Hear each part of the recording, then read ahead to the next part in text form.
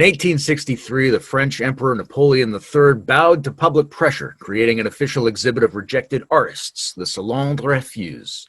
Upsetting new works of modern art would be made available on their own, apart from the officially sanctioned Imperial French Art Salon. I'm Layman Pascal, and this is the official integral stage Salon of the Band, where we check in with folks who've been kicked out, deplatformed, or threatened with suppression in ostensibly advanced spiritual, philosophical, and political discussion forums, or putatively free modern communication media. I don't necessarily endorse these reprobates, but in the age of so-called cancel culture and not very so-called anti-cancel culture, I'm definitely curious, and I'd like to think more deeply about who should be in which conversations and why. Helping me dig into that today is Alex. Do you say Pfeiffer or Pfeiffer? Hey there, it's Pfeiffer. Pfeiffer? just to be a weirdo, just to be exactly what probably has gotten me kicked out. Oh, why don't you tell us what you got kicked out of and why you think that was? Sure. I got kicked out of Integral Left, and I guess why I think that was is a pretty in-depth question, depending on how far into it we want to go. The official answer that I got from moderator of that group was that I had not shown sufficient respect for the dead. So basic human decency was the reasoning. Luckily for me, I did save the comment that, at least according to the official narrative, is the reason that I got kicked out. And it's funny that I happened to have saved it, because it's like one of those questions I've been asked to answer so many times, I finally decided to just type it into a text file to save. Otherwise, I wouldn't have any record of it. But it surrounded the recent death of Michael Brooks, who is, for those of you that don't know, he's a member of the Majority Report, which is a YouTube channel, a very popular lefty channel. They actually used to be on a radio station. I used to listen to them frequently in my car. And so I made a comment on, there's probably like 5 or 6 posts on Michael Brooks' death in the forum. And I made a comment about him. I mentioned sadness in his passing a couple times. And I also, upon being requested by another member of the group to expand on the statement that I made, that I had some reservations about his legacy, went into detail on an incident involving Sam Harris that is pretty well known to anybody who's followed either one of these folks, I think, or at least probably those who have followed Sam Harris, where he pretty obviously edited his podcast out of context and proceeded to move forward in what was, I would consider, slander. And so anyway, shortly after, I noticed I did not have any notifications on my notification list from that group. And I had typed in asking the moderator what the reason for the ban was. I did eventually get an answer back within a few hours, and then was also blocked there. So that's the official reason. Now, I tend to think there are probably a lot of other variables involved to it, including many that a lot of people talk about in much more interesting ways that I can, which is just the shortcomings of the platform itself, that we can't read each other's facial expressions. We can't get a sense of how folks are. If the original poster or anybody on that forum had just said, hey, dude, like, we were really kind of hurt from this person's death right now, and I'd like to request that there's no criticism of him on there. Like, I would have been totally game for that. But there's something I think about the asynchronicity of the interaction, as well as that there's not this real time back and forth that we can read each other. If I was talking to the original poster, I can see some sadness. I would, of course, be much more reserved about it, or as I start talking about it, rather than it being a whole a whole long list of events, I can see that the person isn't into it. I can pull the ripcord.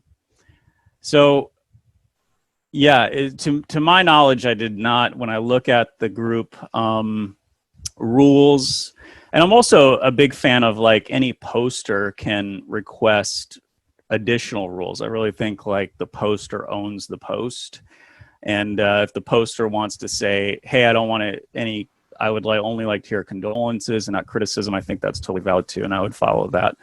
But there were none of those requests. There were none of those that I could see in the forum rules. So technically, someone might consider that unjust. I'm also somewhat sympathetic to a forum moderator. Admittedly, I'm smart enough to know that there is a certain kind of culture in forums, and probably the wise move is to just kind of lurk in the forum for a while, get a feel for what the culture is, really get a sense of what the context of that particular forum is. And granted, I lurked for about a week, which probably wasn't long enough to really get a feel for what are the implicit, what are the unstated assumptions, and just general sense of where the people in this forum are on the question between like this is a game B term, but between coherence and exploration, and how do they navigate that?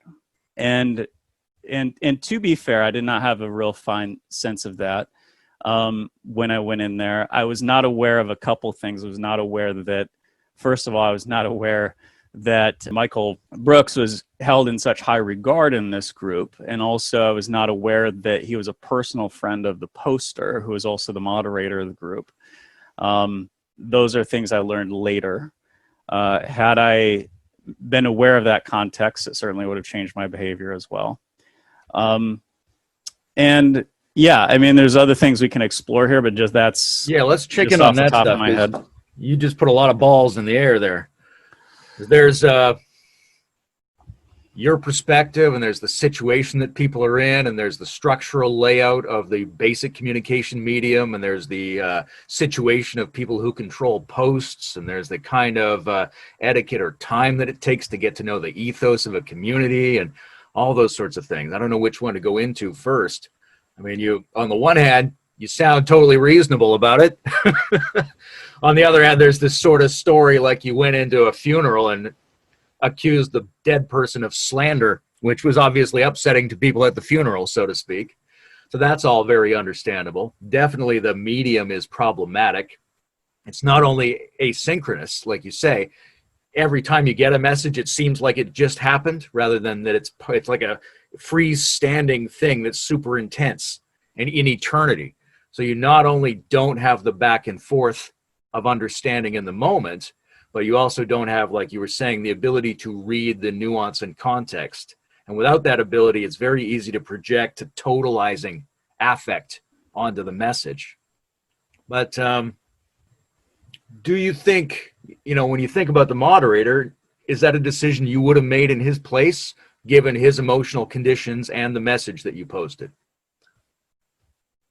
In the sense that if I had his particular, what's the word I'm looking here? Not affect, but just kind of constitutional makeup. Probably. I probably would have booted myself in that situation. That said, I definitely have a different constitutional affect. I'm never quite sure how to answer like these empathetic questions of would you have done this, because it really depends, like life experience and constitutional makeup and so on. So I want to ask how you approach communication in general, because there's, on the one hand, we have a responsibility to be open to messages that disturb us. And in a way, that's where the most potential information is, because it's disrupting our emotional status quo and offering us a slightly different perspective. But on the other hand, we have to put limits on that, because a lot of our time gets wasted processing perspectives we don't really want. And probably everybody has somebody in their family where you're just like, that's enough. I really don't have to keep listening to this sort of thing. So how do you juggle that in general in your own life? Like, what's your take on disturbing communication streams, regardless of why they disturb you? I would say I definitely err more on the side of going into disturbing communication streams. I think your point is apt that there's a point where it can become a waste of time. And but that kind of depends, I think, on what you determine as a waste of time. So there's one aspect of it being a waste of time, which is like the sense making, right? Like there's value in getting a communication that doesn't make sense to me or is outside of, it seems false in the moment, where it has the potential to expand my sense making. And I think the more we grow, the more that expands to where one can even take a very vile and outside one's own experience type of message and say there's a little grain of truth in that. And that little grain of truth might not be worth the whole thing, the whole being exposed to that in the whole. But there's also, I think, because I'm a yoga practitioner, there's this other element of benefit that I see, which is almost taking it into a real life practice of digesting what it's like to be in the moment of that sense making, to actually embrace discomfort, perhaps even be on the edge of being reactive, with attempting to stay with the discomfort. So I find that there's value there as well.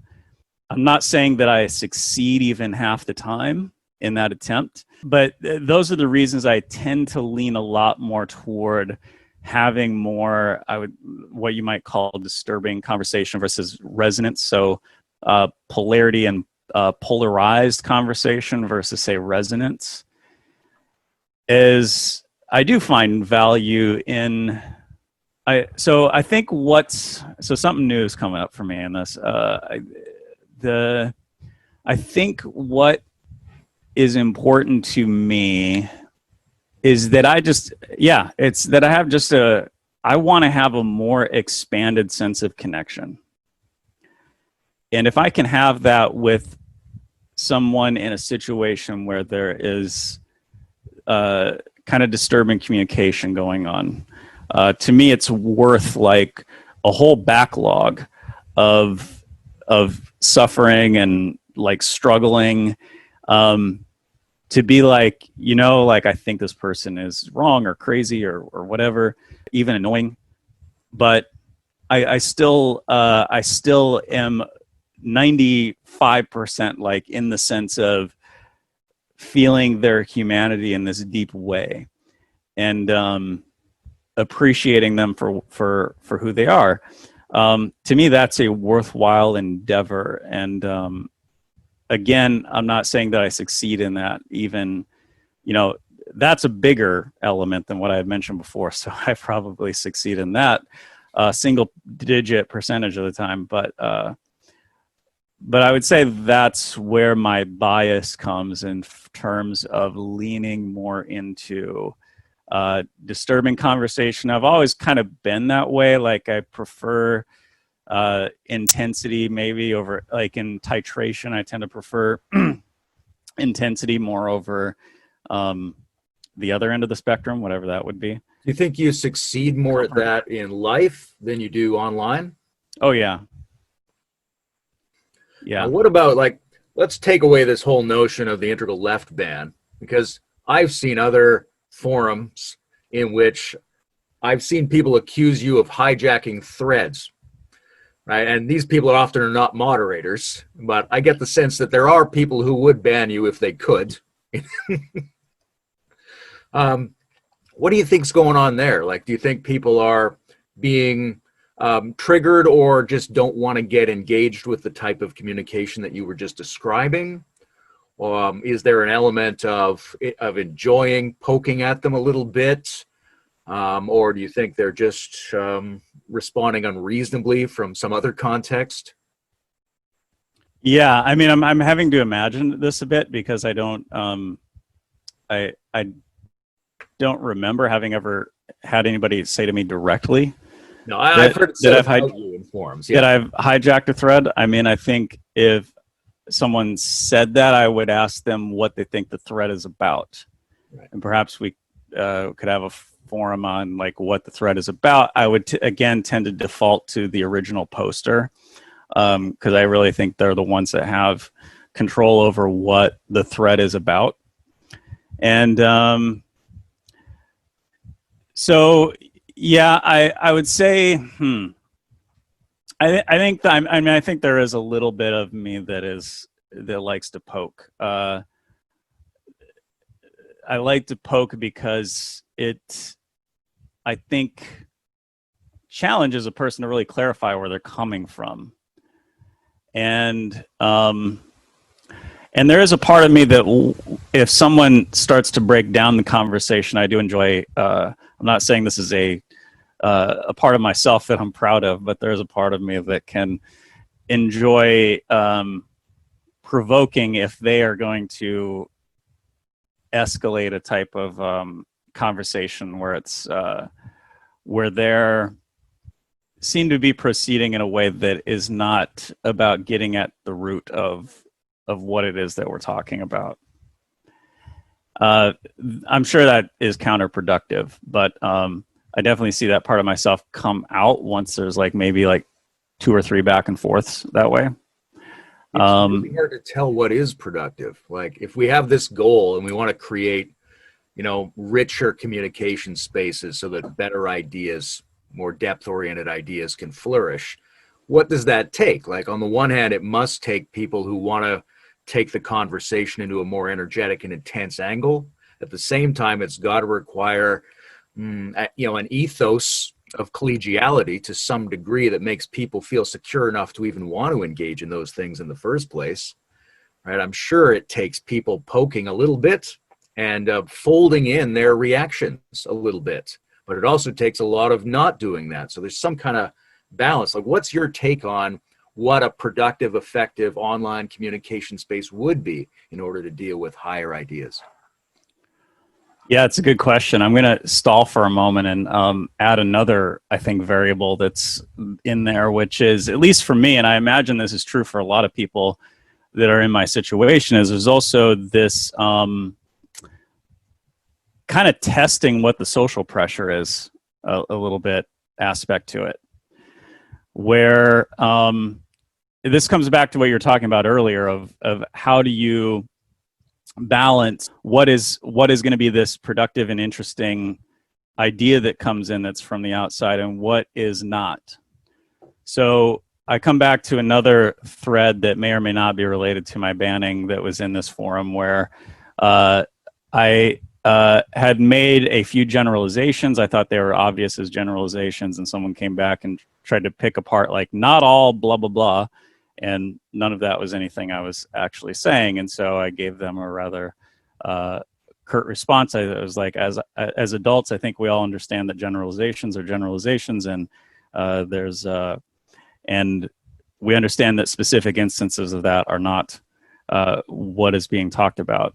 So I think, you could consider that reply of mine to be an initiation of some kind of breakdown in the conversation. It's a little bit condescending. So I could have been nicer. Had I been more mindful of the culture of that particular forum, probably would have been. But again, I was commenting in there a little early for getting a sense of the culture. But I think a lot of the motivation for that came for me for testing where the social pressure is. Like, what are the, do we waste time with like those kinds of rebuttals? To come back to your question, what is, can you go back through that again? Your question? Yeah, what's your vision of what a productive, higher level communication space consists of when there's all these variables and, some of them disagree with each other?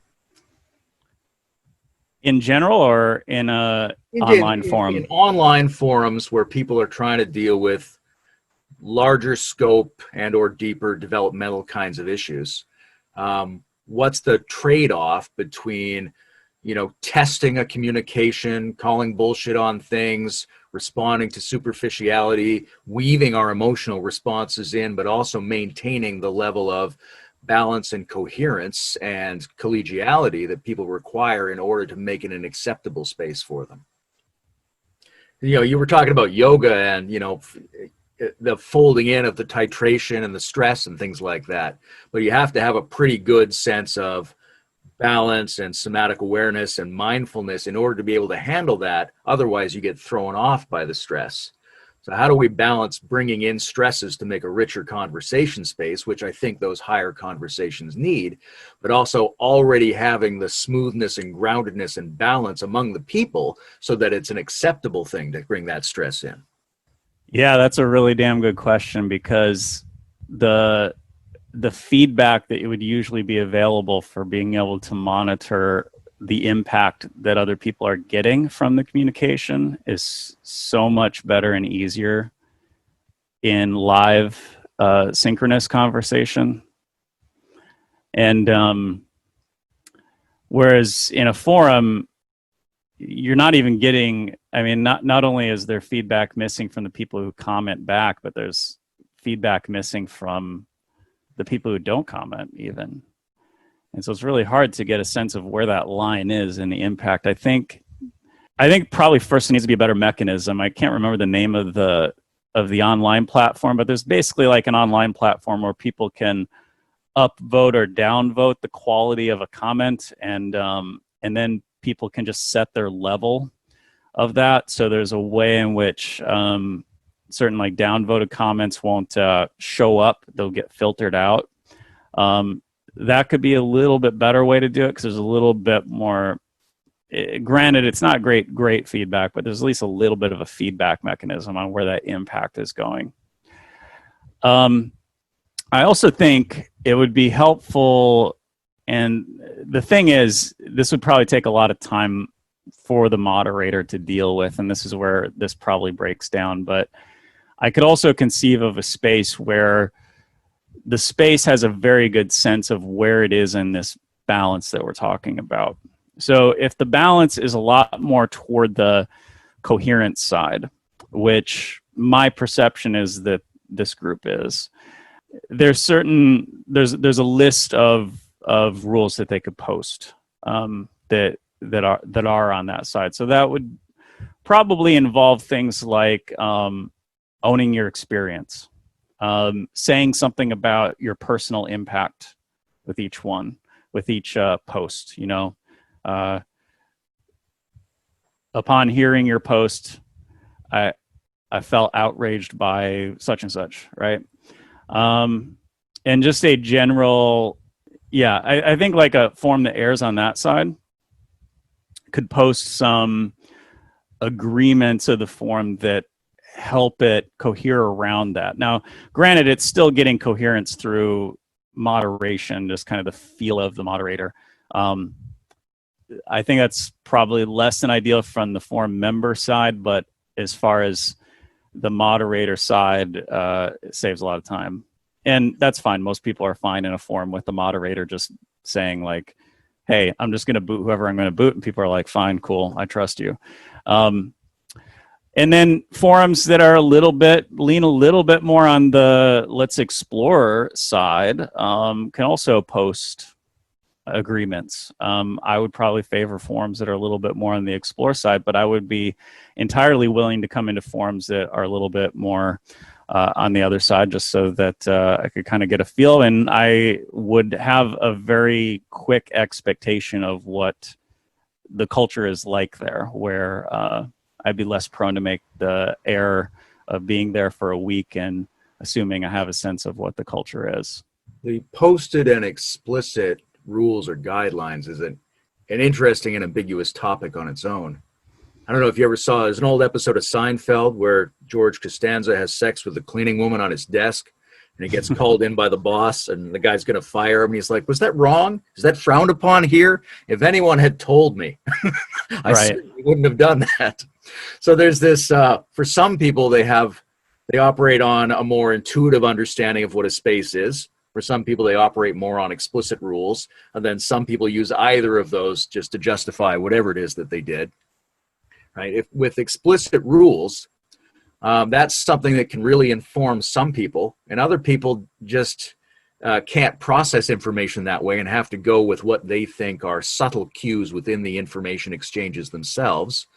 And also, the people who run spaces aren't necessarily able to articulate the ethos they want the space to be in a codified set of rules. They just might not be good at that, or they haven't run into the things that would have prompted that clarity in themselves yet. So it's a miasma there. Yeah, absolutely. It's a little bit of a big ask, but yeah, if it is possible, and I'm not convinced that it is, but if it is possible to take something like a Facebook forum to the next level, I think that's probably what is necessary. And also, it may not be worth the hassle. I do think, you talk about the implicit and feel part of it, right? Like, so there's of course always a way in which someone can kind of skirt around explicit rules, like you're talking about with George Costanza. And what occurs to me with that is, I do think someone can post, maybe you don't want to call these rules, I don't know quite what I'd call them, but aspirations, like things that you can't like test as true false, but just like a list of like 2 to 5 things of what this group aspires to, right? So your example is an extreme example, so I have to come up with an extreme example to counter it. But, like a Wolf of Wall Street startup, or like, some wild like art collective, I could imagine having sex on the desk would be just like, that's part of the culture there. So I do think that there can be aspirational statements. So maybe the office says this is a professional environment. I think that pretty cleanly states, even if it's not explicit, that you don't have to write down every rule, like you're not going to have sex on your desk in this office. I think there are aspirational statements that one can make to give guidance to the members of the group to where it is that you're aiming. Like, we aspire to err more on the side of kindness and honoring the good things in people's life, right? Even if that was just on the post itself and not a group rule, but just a rule that the original poster gives in it. I think that's pretty clear. I mean, I think that's something that would make sense to me, even if it didn't explicitly say, don't talk about Michael Brooks and incidents where you think he behaved not so great. I would have taken that. So there can be aspirational clarifications. I think one of the things I heard in your story from earlier is it would be nice if before you got booted from something, somebody reached out to you and said what the problem was and offered you something. However, that's, that places a burden on the moderators for sure, because they have to always think about doing that with everybody, and they don't know how engaged or stressful that exchange might become. The idea of structural solutions is interesting. I like the upvote, downvote thing. When I was moderator on the Integral Life website years ago, when people came in, they would see the most recent conversations, and they would often go, well, that's not very integral, and then they would leave. So we were always getting flack for this, right? And it was largely because it was the most recent conversations, meaning the people who posted the most and posted the fastest were privileged on the opening page. And I was always saying, why don't we upvote people whose messages we think are the most integral and not people whose messages we think are the most recent? But it was very difficult to get anybody to take seriously that kind of structural change. And then in a system like Facebook, there may even be incentives for them not to do that, right? There's no reason to think it doesn't benefit Facebook for people to have their buttons pushed and communication get thwarted, that kind of thing. But if we were going to set up a better system, what else might we have in that system aside from voting up or voting down the types of messages we think fit with the ethos of the forum? Not that you necessarily have the answer to this question, but it's worth having a look at. Yeah, I mean, I think that upvote, downvote, kind of choose your own level of choose your own level of where you want to be at in terms of what's filtered and what you view. Seems to me like the best one I've heard. What occurs to me in terms of building on that would be you could perhaps have different forums and make it explicit for the individual forum what weight they give people's votes. So is it straight up democratic? Is it straight up just however many upvotes versus downvotes something has, that's going to determine where the filter is at? Do you give the moderators of the forum more weight in their upvotes and downvotes? Do you give people who have gotten more upvotes more weight in what they upvote, downvote? So, or is there some kind of system where it's kind of like a House of Wisdom election, something separate where that would give certain people more weight in their upvote, downvote as far as filtering the comments in or out? Just off the top of my head, that's what comes up for me. In terms It of runs into the whole general problem of voting protocols and how dumb it is to use simple majorities or plurality votes in some ways. Like, it would be interesting if you had an upvote, downvote system and everybody's vote actually consisted of a gradient and the gradients were averaged, but some people, by virtue of their position, were given multiple instances of that. So somebody has a 500% version of theirs or whatever it is. That would be an interesting one. I would just be very curious to see something like that implemented, to see whether it produces a higher grade of collective intelligence or not. Yeah, I mean, I think this idea of collective intelligence is an interesting one to me because I've been involved in circling for about almost a decade now. And it is really cool. Like, there is something third online that really comes in that is pretty amazing and emergent. And that's actually a really delicate thing live to manage. And given all of the limitations of an online space, it's hard to imagine how to create something like that online. It's enough to make one just want to completely leave the online world, and I've thought about it many times. But part of it is also, I mean, as folks who are really interested in a lot of these questions, especially during COVID, I think it's hard to get a diversity of views on the things we're interested in without going online. I've got a couple friends and my girlfriend that I can talk to about some of these more existential issues and how they're interacting with events. But other than that, I've got the online world. So it's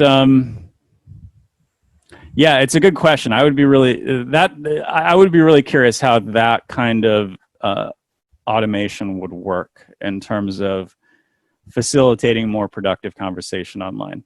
And then, of course, there's a question of what is it going to have to be an angel investor that creates that? Like, what sort of an incentive structure is there for someone to create that? Because as you said, outrage produces clicks and shares, and in terms of producing income for the people that create these platforms, that is what is more valuable. Circling is interesting because for me it brings up this kind of thing that's it's like the bottom two sides of a Ken Wilber graph, right? Where you got the intersubjective on the one side, and then you have something like a systemic or procedural aspect on the other. So when we talk about collective intelligence, I see a lot of good procedures being experimented with in the world where people join together in a common spirit or mood. And often that's profound, but it doesn't necessarily translate into procedures for making that group machinery smarter. Whereas democracy, if it actually functioned, is proposed as a system whereby people who don't agree with each other and don't necessarily share a common spirit might be able to overall produce a smarter collective outcome. So on the one side, you have these procedures where you might get an objectively smarter outcome among people who don't feel they have anything in common. On the other side, you might have procedures for people to feel strongly that they have something in common, but it might not actually become anything. So we have to be somehow smarter on both of those, and also figure out where they support each other, where they converge. Yeah, I'm on board with that. I think we seem to be, my sense of the zeitgeist is we're leaning much more toward that comfort end of not really getting anything done, but feeling like we're getting rejuvenated by being with like minds. So it's a more immediate satisfaction, not saying that that isn't necessary for a person to visit here and there, but to me it seems like we're leaning much more in that end, and that's part of what is happening with the polarization that is not even right left, but even like specific left to this thing and specific left to this thing, and it's really polarized all over. What are your favorite forums? Where do you find yourself going most often or having the best experiences? Yeah, I like Marshall's forum. I've really found a nice balance between folks in there. This is I don't even know how to say it. I don't know how to pronounce it. Is it the Oasis? Is it Eon's Oasis? Something like Trans-apocalyptic. Yeah, that one. A lot of folks, my sense is a lot of folks, both from Integral and the Diamond approach that are in there. I think there's probably something about being interested in Integral philosophically and then having something like the Diamond approach, which I don't really know a lot about. I've read one of Almas's books. I liked it. It was great.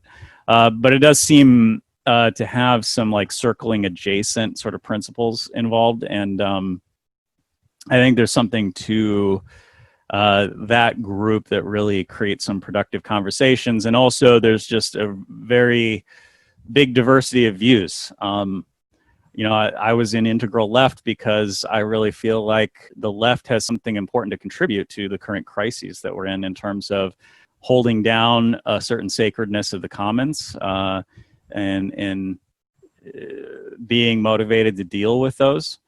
And yeah, like I'll post a point of view that is more on the commons approach, and there'll be a few people that are on board and some people that really like to take an individualistic approach. And I find value in almost everybody's comments in that forum.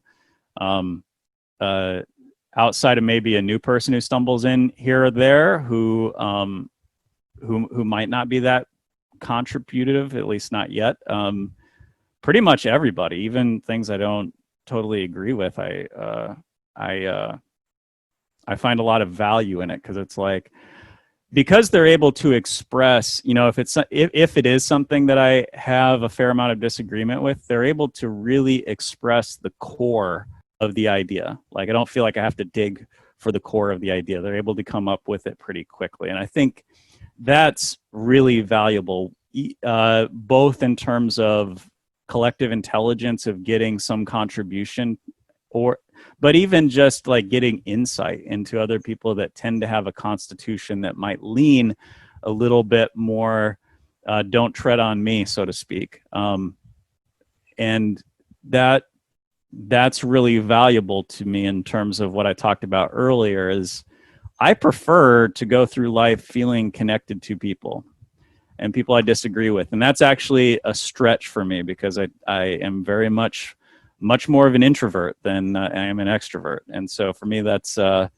stretch to do. But I notice just everything collectively, as well as me as an individual, just hums along much better when I can go through life in that way. So for me, that form is very productive. I've come to understand a lot about where folks who have different ideas than me are coming from. I've learned from them. It's tweaked a few of my beliefs and ideas about how the world works, and it's helped me expand my worldview in general. So yeah, I think that form is pretty great. That's where I end up probably most of the time on Facebook. I kind of wish that forum were just like on a completely different platform, so I wouldn't have to get on Facebook and get distracted by other things. But yeah, that's the one I would give the 2 thumbs up to. The Alex seal of approval. That's interesting. You place a very high premium on exposure to alternative perspectives, and also the ability to have those engagements rapidly bring forward the underlying principle of those different perspectives. Yeah, I would say that's accurate. That's very efficient. It reminds me, there's a passage in Nietzsche where he says, if you aren't sickened by people in general, then you don't have any nobility in you. And so you go away from them. But if you can put up with being away from them, then you don't have any curiosity. You're not going to learn anything about the world. So you've got to come down out of the castle and go among the people that disgust you. He's like, so when you're down there, you should really appreciate cynics, he said, right? So anybody who can, rather than give you an ornamented, elaborate view of their perspective, who can just very quickly say, with no elaboration and no attempt to make themselves look good, what they think the essence of their worldview is. Because they're going to save you a ton of time, and that's all time you don't have to spend being among the people. It's a very interesting passage from Beyond Good and Evil, but it's something like that there, where, I mean, you only have a certain limited amount of time to deal with people. And every exchange has consequences you can't necessarily foresee. So when the exchange brings you information about some other element of human experience, it's really wonderful if a person can clarify that for you, bring the principles forward so that you don't have to spend a ton of time mucking through looking for what those principles might be, because every step you take down that path is a chance you're going to miss the principle or get distracted by something or just get more increasingly covered with the extraneous shit of communication. Yeah, that's really well put. I hadn't heard that Nietzsche quote before. That's I think that nails it. It really nails my life experience since I was 5 years old. And yeah, I mean, I think even on all angles, and this is something that like Rebel Wisdom and Jordan Hall and some of that group talks about quite a bit, and the IDW talks about, which is that there's a lot of us that feel like we live in a time that is particularly rife with obfuscation in terms of getting at the root of things. And even people on opposite sides of any political spectrum or philosophical spectrum all seem to seem to have an agreement around that. And so I think even the current zeitgeist accelerates that a bit in me. And that could be also what gets me a little bit in trouble, right? I talked about how I was a little salty with one of the commenters who was taking me to task for generalizing. And, that instinct of having an efficiency was like, dude, is this, is this what's valid in here? And so I was perhaps a little bit more salty than I needed to be. So there's a couple sides of that I'm seeing, but definitely I love that quote, dude. Like I'm like, fucking hell, that's my whole life. Yeah, before we got started, you were talking about a Greg Thomas interview I did and about jazz and improvisation and shamanism, and how shamanism's sort of been making a play for your consciousness lately. Well, it's interested me in, it was John Vervaeke that got me interested. So I'm a complete neophyte when it comes to shamanism. I don't know anything about it, but John Vervaeke got me very interested in it as a historical seed that was planted that spawned off all of these traditions that we talk about in Integral. For me, it's yoga. For some people, it's Buddhism, and there are others, of course.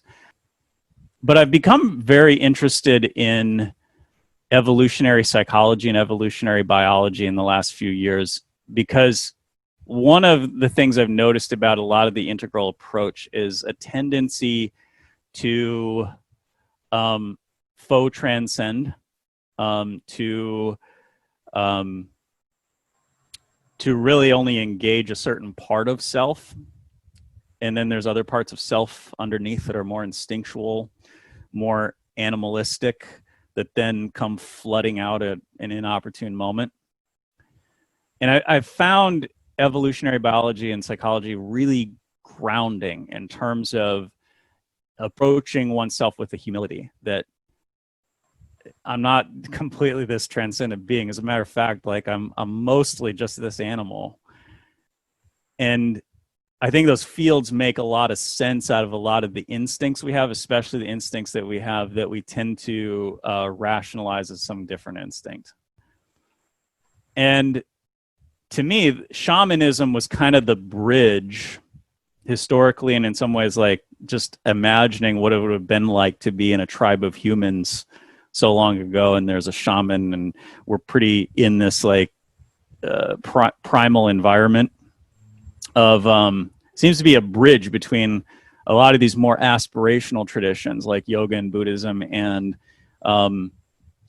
our more animal ancestry, the elements that come from not just the evolution of our own species, but all the evolutions of all species that came before. We carry the legacy of those as well. So that really got me interested. And I thought it was really cool how you and Greg connected jazz to shamanism, just because for me personally, jazz has been something I've been listening to for 25 years. I got into it when I got out of college, and it was I'd experienced flow states before, but there was something deeper about it. Like it was arguably a key factor in what turned me from being kind of typical orange, I just want to make money and have the good house and all that dream, into, I don't need those things so much. Like what I want is this sense of connection and flow in my life and in the world. And so jazz had a profound impact on me. So you guys talking about the bridge between jazz and shamanism, the seed of so many of these wisdom traditions, and what I'm starting to perceive as a bridge between our animal ancestry, which is way more time and arguably way more influential, and these aspirational traditions. So I really enjoyed that for personal reasons.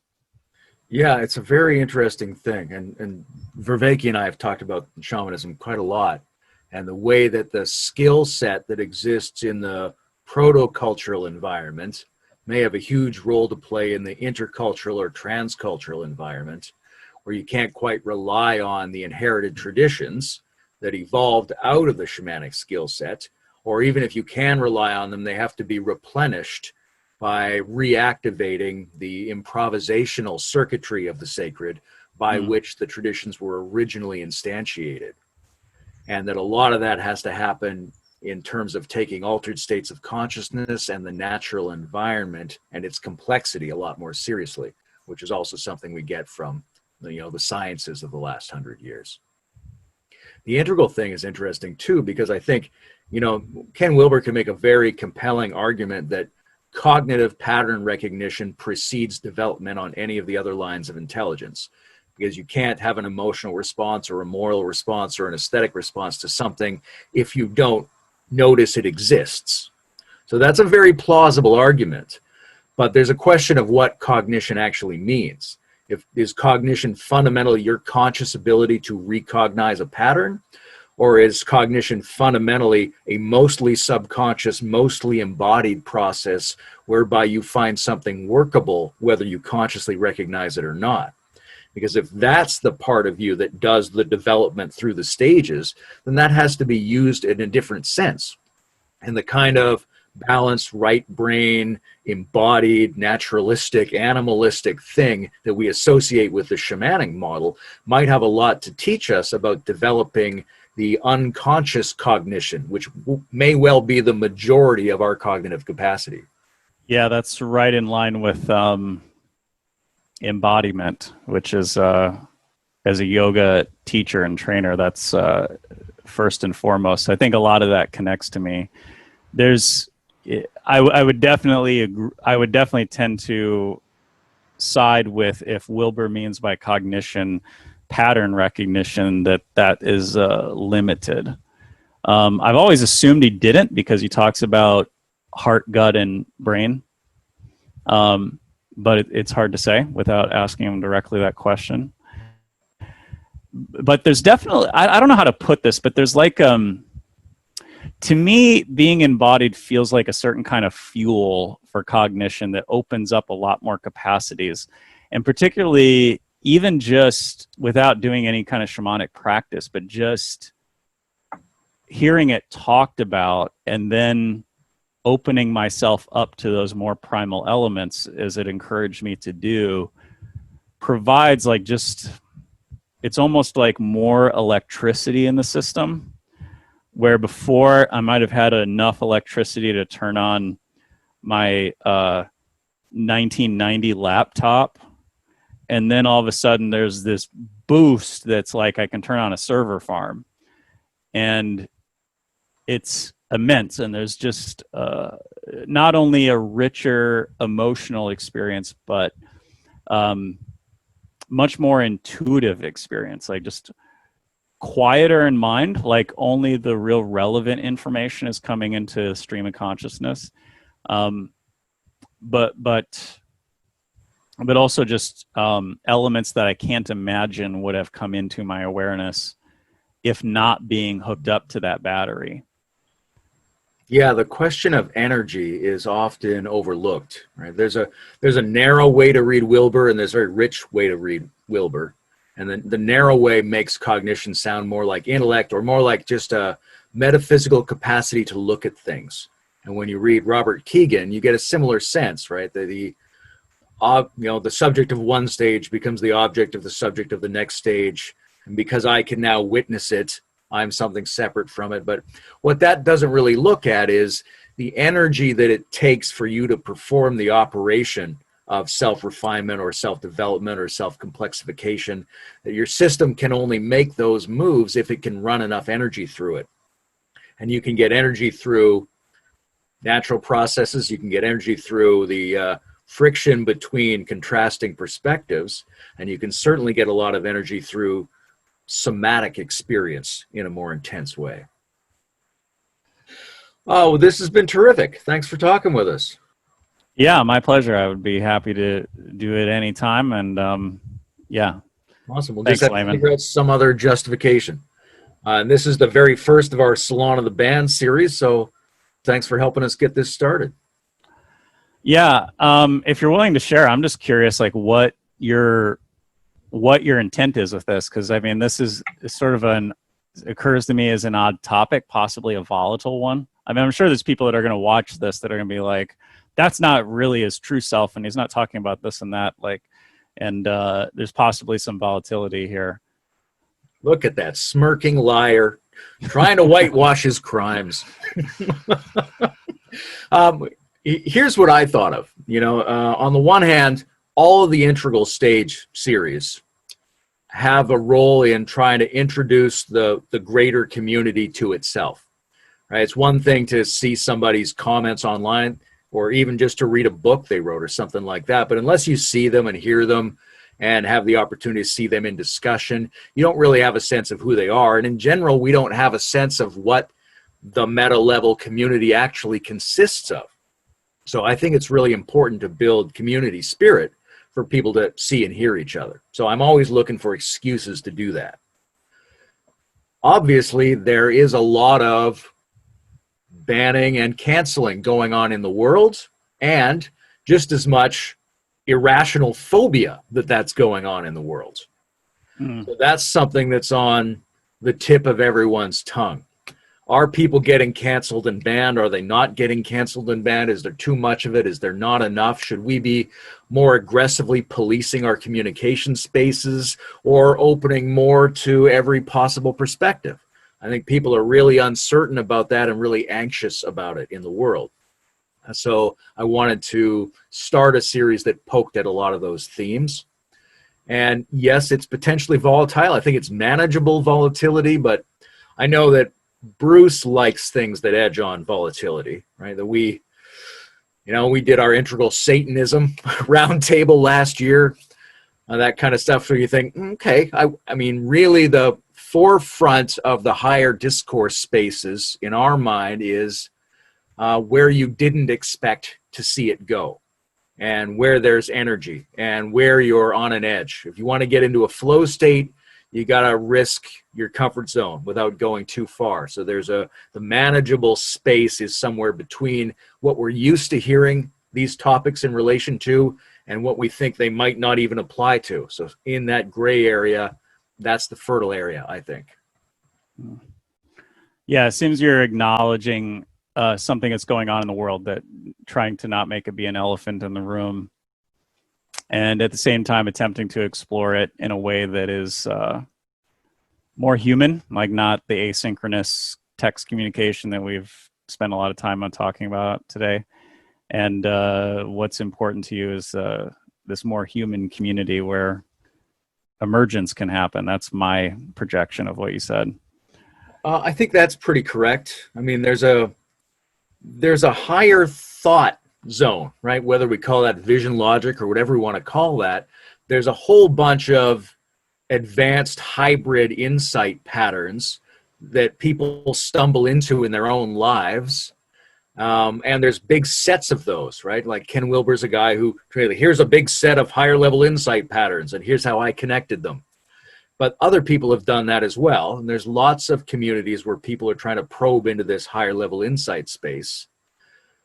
And none of those movements, none of those theories is sufficient on its own. None of them are big enough. None of them are rich enough. None of them can guarantee they have all the vision, logic, insight patterns. In reality, I don't think we need to come together on a single set. What we need to do is create a community of people who are capable of probing into that space and building their own integrative or meta level type understandings. And whatever this community is capable of doing, it's not going to do because they all agreed on somebody's model. They're going to do it because it consists of a community who are themselves capable of generating these models in various tones and from various angles. And so the most important thing is for that community to see itself and feel itself and get a sense of what its flavor or flavors are, so that it might be able to take a role in the world, but also so that it can feed that flavor back into each of those individuals and help them refine that part of themselves. Yeah, that's great. In my yoga training, I call that the creative core, and I talk about how the set of practices that we have are about getting into this creative core, which is where there's an emergent cascade of insight that goes on, and you're living in the space of that constant insight. At least when you're not having to do basic life stuff. But yeah, I enjoyed that. Well put.